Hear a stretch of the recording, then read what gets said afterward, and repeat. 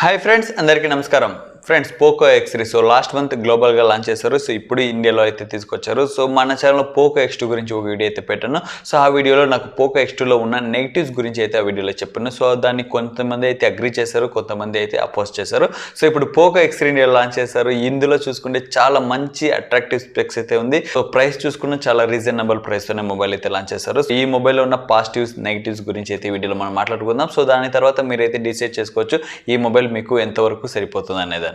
So ఈ mobile కొనాలనుకునే వాళ్ళైతే వీడియోని చివరి వరకు అయితే చూడండి. సో వీడియో నచ్చితే ప్లీజ్ లైక్ చేసుకోండి, యూస్ఫుల్గా ఉందనిపిస్తే మిగతా వాళ్ళకి షేర్ చేయండి. ఇలాంటి మరిన్ని లేటెస్ట్ వీడియోస్ కోసం ఛానల్కి సబ్స్క్రైబ్ చేసుకోండి. సో ఇప్పుడైతే మనం పోకో X3 గురించి డిస్కస్ చేద్దాం రండి. ఫ్రెండ్స్, ముందుగా డిస్ప్లే ప్లస్ బిల్డ్ క్వాలిటీ గురించి మాట్లాడినట్లయితే సో 6.67 ఇంచ్ స్క్రీన్ సైజ్తో పాటు ఫుల్ HD ప్లస్ సపోర్ట్ ఉన్న IPS LCD డిస్ప్లే అయితే మనకు ఆఫర్ చేస్తున్నారు. కానీ ఈ డిస్ప్లేలో 120 Hz రిఫ్రెష్ రేట్ అయితే మనం చూసుకోవచ్చు. సో అది ఒక పెద్ద హైలైట్గా మనం మాట్లాడుకోవచ్చు.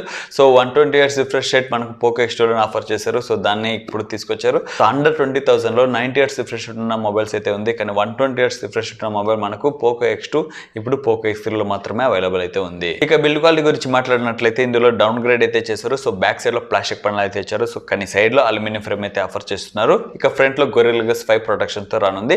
పోకో మొబైల్స్ లో ఎప్పుడు మనకు ఫ్రంట్ లో గొరిల్లా గ్లాస్ 5 అనేది ఆఫర్ చేస్తున్నారు. సో అదొక మంచి విషయంగా చెప్పుకోవచ్చు.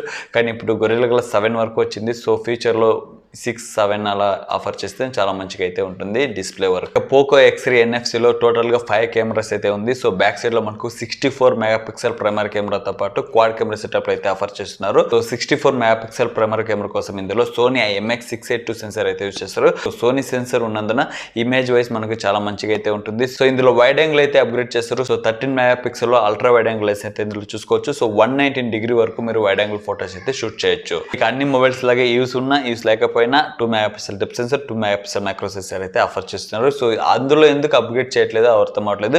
సో జస్ట్ సామ్సంగ్ మొబైల్స్ మాత్రమే అప్గ్రేడ్ చేస్తున్నారు. సో పోకో M2 ప్రోలోను వాళ్ళు మైక్రో సెన్సర్ 5 మెగాపిక్సెల్ అయితే ఇచ్చారు. కానీ ఇక్కడ 2 మెగాపిక్సెల్ మాత్రమే ఇస్తున్నారు. సో 2 మెగాపిక్సెల్ మనకి ఎంతవరకు యూస్ ఉంటుందో తెలియదు. దానిలో కూడా అప్గ్రేడ్ చేసి తీసుకొస్తే చాలా మంచిగా అయితే ఉంటుంది. ఇక ఫ్రంట్ లోను పోకో X2 కంపేర్ చేస్తే అప్గ్రేడ్ అనేది చేశారు. సో పోకో X2లో 16 మెగాపిక్సెల్ ఫ్రంట్ కెమెరా అయితే ఉంది. ఇందులో 20 మెగాపిక్సెల్ వరకు మనకు సెల్ఫీ కెమెరా అయితే ఆఫర్ చేస్తున్నారు. సో ర్యామ్ అండ్ స్టోరేజ్ గురించి మాట్లాడినట్లయితే ఇందులో 3 వేరియంట్స్ అయితే లాంచ్ చేస్తున్నారు. So 6GB RAM 64GB storage, 6GB RAM 128GB storage, 8GB RAM 128GB storage అయితే ఆఫర్ చేస్తున్నారు.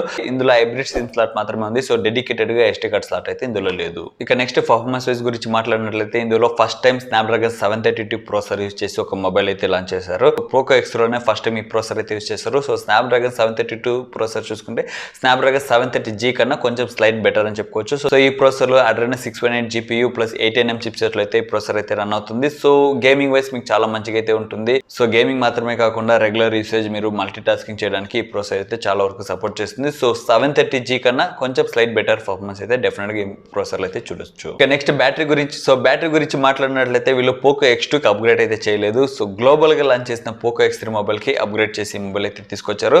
సో గ్లోబల్ గా లాంచ్ చేసిన మొబైల్లో 5160 mAh బ్యాటరీ అయితే ఉంది. ఇండియాలో లాంచ్ అయ్యేటప్పటికి ఇందులో 6000 mAh కి చేంజ్ అయింది. సో ఇది అదొక చాలా మంచి విషయంగా అయితే చెప్పుకోవచ్చు. ఎందుకంటే 6000 mAh బ్యాటరీలోనే మనకు అండర్ 20,000 లో చాలా మొబైల్స్ అయితే కాంపిటీషన్ అయితే ఉంది. సో ఇప్పుడు దానికి పోటీగా పోకో X3 తీసుకొచ్చారు. సో బ్యాటరీ వైస్ మనకి ఎలాంటి ప్రాబ్లం అయితే ఇందులో ఉండదు. ఎందుకంటే తోడుగా 33 వాట్ ఫాస్ట్ ఛార్జర్ ఇందులో ఆఫర్ చేస్తున్నారు. సో అదొక పెద్ద హైలైట్ గా మనం మాట్లాడుకోవచ్చు. ఇక ఈ మొబైల్ ఎక్స్ట్రా ఫీచర్స్ మనం చూసుకుంటే అన్ని రకాల ఫీచర్స్ ఇందులో ఆఫర్ చేస్తున్నారు ఫ్రెండ్స్. అదొక మంచి విషయంగా మాట్లాడుకోవాలి. సో 3.5mm జాక్ అయితే ఇందులో ఉంది. ఐఆర్ బ్లాస్టర్ సపోర్ట్ ఉంది. సైడ్ లో ఫింగర్ ప్రింట్ అయితే ఆఫర్ చేస్తున్నారు. సో ఫేస్ అన్లాక్ అయితే ఉంది. హీటింగ్ ప్రాబ్లం ఈ మొబైల్ ఎదురు చూడొచ్చా మీరు అడిగినట్లయితే సో దానికోసం ఇందులో లిక్విడ్ కూలింగ్ సిస్టమ్ అయితే ఆప్షన్ అయితే ఉంది. సో అది మీకు హీటింగ్ ఎక్కువ కాకుండా అయితే అది చూసుకుంటుంది. సో దాంతోపాటు మీకు స్టీరియో స్పీకర్స్ అయితే ఇందులో ఉంది. సో మీకు సౌండ్ క్వాలిటీను ఇందులో చాలా మంచిగా అయితే ఉంటుంది. అన్ని రకాల ఓవరాల్ ప్యాకేజ్ అని చెప్పుకోవచ్చు. పోకో X3 NFC మొబైల్ ఇండియాలో లాంచ్ చేస్తున్నారు. సో ఇలా ఎక్కువ పాజిటివ్ ఉన్న ఈ మొబైల్స్ లో నెగిటివ్ అనేది చాలా తక్కువని నిజంగానే చెప్పుకోవచ్చు. సో నెగిటివ్స్ గురించి మాట్లాడినట్లయితే సో 17,000-18,000 ఇచ్చి మొబైల్ కొంటున్నాం. సో IPS LCD డిస్ప్లే కన్నా ఇంకా 500 ఎక్స్ట్రా పెట్టి AMOLED డిస్ప్లే వీళ్ళు ఆఫర్ చేస్తుంటే ఇంకా చాలా మంచిగా అయితే ఉండేది. సో అదొక మైనస్ గా అయితే నాకు అనిపించింది. ఇంకో మైనస్ మాట్లాడుకోవాలంటే మీరు డ్యూయల్ సిమ్ యూజ్ చేసే వాళ్ళకి ఈ మొబైల్ అయితే చాలా ప్రాబ్లం అయితే ఉంటుంది. ఎందుకంటే ఇందులో డెడికేటెడ్ SD కార్డ్ స్లాట్ అయితే లేదు. సో మీకు base variant 6GB RAM 64GB 17,000కి అయితే ఉంది.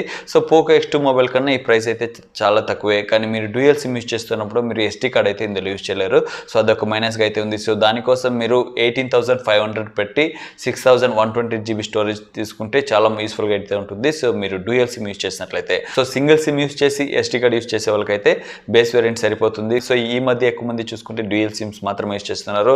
సో మీరు 6GB RAM 128GB స్టోరేజ్ కానీ లేకపోతే 8GB RAM 128GB స్టోరేజ్ 20,000కి అవైలబుల్ ఉంది.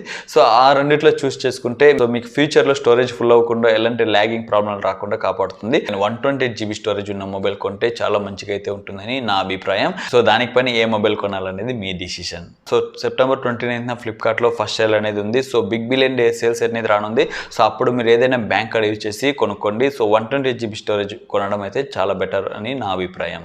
పోకోలో మనం ఇలాంటి మొబైల్ అయితే నేను అసలు ఎదురు చూడలేదు. సో పోకో F1 సక్సెసర్ ఎప్పుడు తీసుకొస్తారని ఈగర్లీ వెయిట్ చేస్తున్నా. సో నా అలాగే చాలా మంది అయితే వెయిట్ చేస్తుంటారు. సో వెయిట్ చేసి చూద్దాం పోకో F2 ఎప్పుడు తీసుకొస్తారో. సో ఈ వీడియో మీకు చాలా యూస్ఫుల్గా ఉందని నమ్ముతున్నా. సో వీడియో నచ్చితే ప్లీజ్ లైక్ చేసుకోండి. ఇలాంటి మరిన్ని లేటెస్ట్ అప్డేట్స్ కోసం అయితే ఛానల్కి సబ్స్క్రైబ్ చేసుకోండి. మళ్ళీ ఒక మంచి రిజల్ట్ తీసుకుంటున్నా ప్రకాష్.